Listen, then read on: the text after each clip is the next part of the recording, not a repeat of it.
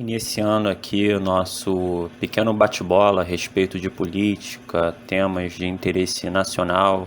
O Samuel de Taubaté e aqui o Eric falando do Rio de Janeiro.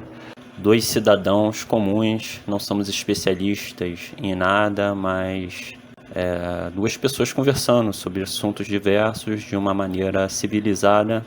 E a gente gostaria de falar um pouco aqui de eleições para presidente.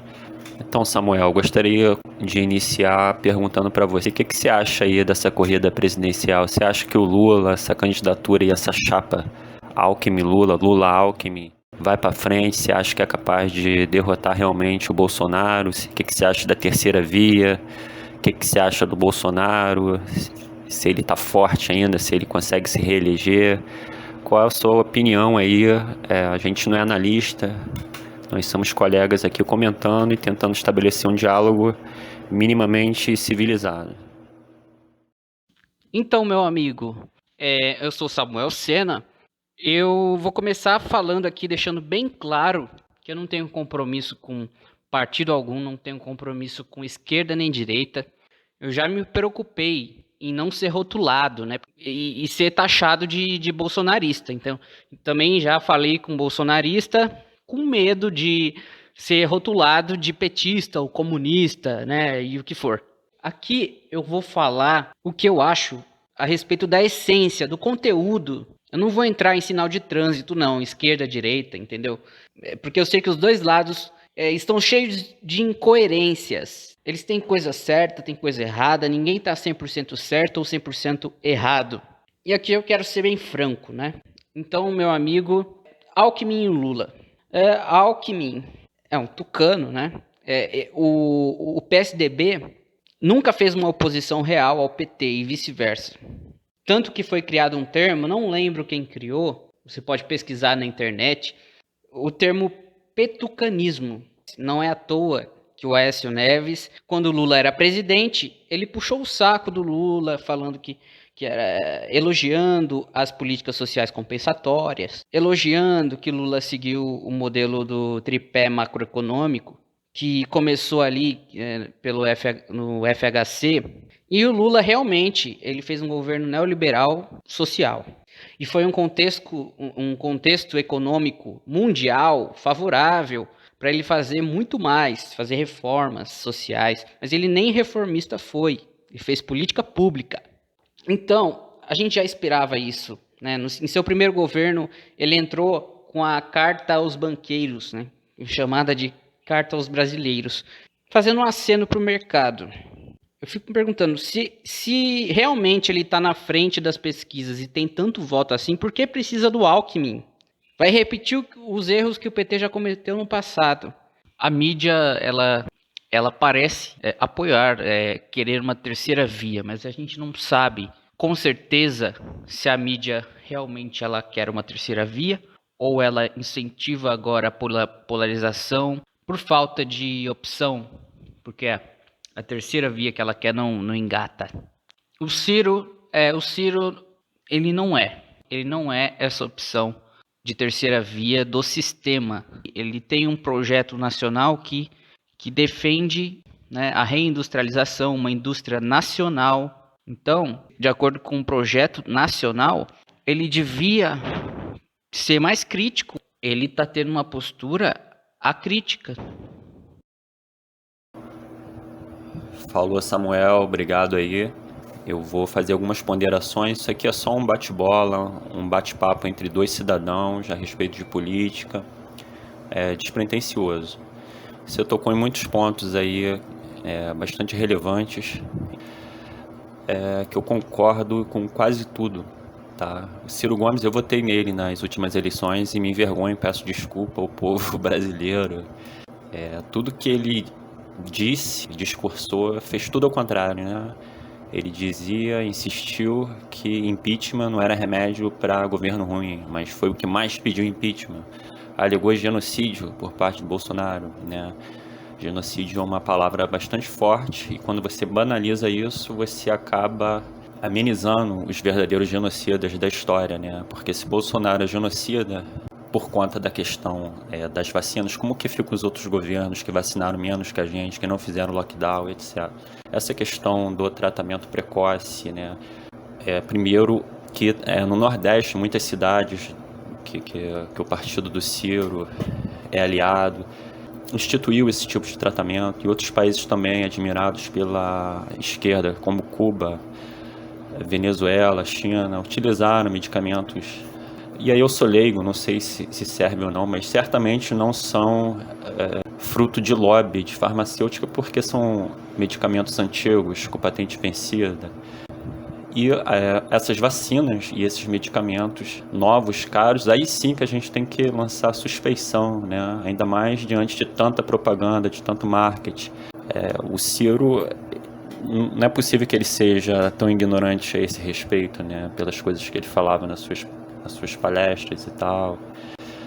O Lula, a mesma coisa, defendeu aí o passe sanitário. Quem não tivesse passe não ia poder comprar, não ia poder vender, não ia poder frequentar lugar nenhum, sendo que esse passaporte aí está sendo abandonado, uma coisa muito mal explicada, e que foi, né, isso aí é um assunto à parte para a gente conversar, talvez. Sobre o Bolsonaro, eu também não concordo com o programa de política econômica da equipe dele, que é a mesma do Lula, que o Lula, a equipe econômica dele era o Palocci, liberal. O Lula surpreendeu todos os analistas sendo muito mais ortodoxo, liberal, pró-mercado do que se imaginava, do que ele mesmo prometia naquela carta aos brasileiros, né? Então, o arroxo fiscal, toda essa coisa aí foi bastante forte, privatizações, concessões. A Dilma começou a sofrer uma pressão quando tentou mudar isso, aquela tal nova matriz econômica. Veio toda a propaganda midiática contra, dizendo que estava causando desemprego, inflação, né? Eu tenho muitas evidências, muitos documentos de jornais de grande circulação apontando naquela época que o Lula pressionava ela para se livrar do Manteiga e colocar o Meirelles. Ela teve uma espécie de discussão com ele a respeito do Meirelles, ela não queria o Meirelles e chamou o Levi, que é um sujeito também ortodoxo, né, de mercado, né, de confiança do mercado. Mas o Levi também não satisfez. Curiosamente, após o impeachment dela, assume o vice, que chama o Meirelles, que o Lula queria, e coloca na agenda todas aquelas coisas que a gente viu, as privatizações, as reformas trabalhistas, previdenciárias, etc. E o congelamento, né, a PEC do congelamento. E aí o Bolsonaro ele chega com o Guedes. O Guedes ele vem com essa mesma agenda. Então, pelo menos o Bolsonaro ele cumpriu o que prometeu para o eleitor dele, né? Se é ruim ou não, ele está cumprindo, tá? E a ponderação que eu faço a respeito do Bolsonaro é que ele bateu de frente, digamos assim, com essa agenda do fechamento da economia, tá? Com toda aquela hipocrisia, e o Brasil sofreu uma recessão menor do que a projetada pelos analistas de mercado. Esses mesmos analistas diziam que não haveria o tal crescimento em V, e ocorreu esse crescimento em V, está ocorrendo esse crescimento em V, né? É um crescimento de curto prazo, não quer dizer que o Brasil vai se estruturar e crescer a taxas chinesas e russas, mas a gente está saindo de uma recessão, isso é normal. E aí a gente tem a tal da terceira via, e essa mídia aí corporativa é tão contraditória que eu acompanho isso há tanto tempo, que já falaram que terceira via não dá certo, não existe, nunca vai dar certo, nunca vai existir. Aí vieram com o Moro tentando colocá-lo como terceira via. Então o Moro já sujou esse nome. Então isso aí já foi manchado pelo próprio Moro, que dispensa comentários, pelo menos de minha parte. Agora tem a tal da quarta via, aí, a quarta teoria política, né, inspirado na Rússia. É muito complicado essa coisa de falar de nacionalismo, porque essa mídia corporativa endemonizou o termo por conta do fascismo, e até a gente tem proposto aí um novo termo, soberanismo. Eu venho usando esse termo já há bastante tempo.